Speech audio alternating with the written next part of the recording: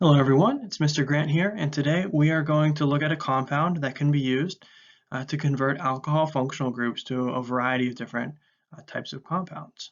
So we learned that alcohols can undergo SN2 reactions with different nucleophiles. The problem is that the OH minus that would get kicked off in an SN2 reaction is a relatively poor leaving group, and many nucleophiles have difficulty actually replacing it. It tends to only react with the more reactive compounds like PBr3, but it would not react with a less reactive compound like, say, sodium bromide.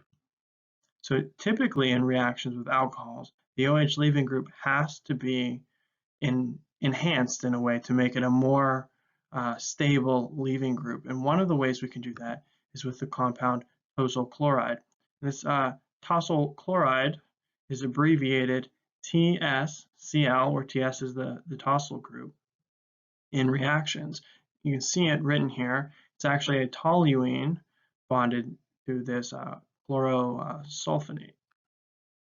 So tosyl chloride is readily attacked by the electrophilic OH group on the alcohol, which attacks the sulfur. In doing that, its hydrogen is eliminated by typically a molecule that facilitates this pyridine. And this produces a new molecule that we would call an alkyl tosylate. Note the RO bond, which is shown in white, is not actually broken in this reaction, so there's no change in the stereochemistry of the alcohol. We call this retention of configuration.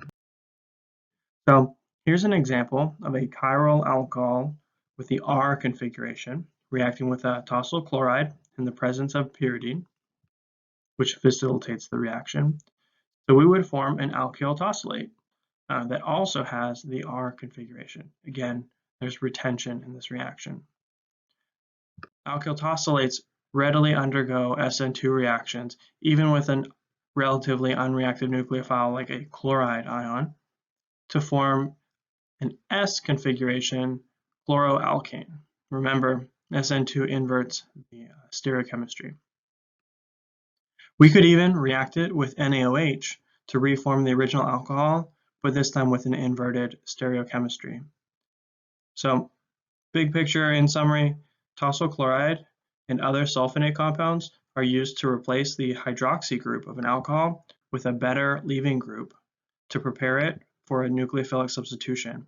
And it does so without inversion of stereochemistry or rearrangement, which makes it pretty unique in this regard. So here's a bonus problem for you to try.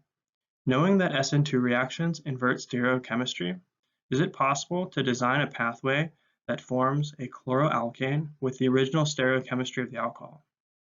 If you have any questions, please let me know on Google Classroom. Have a good one. Bye.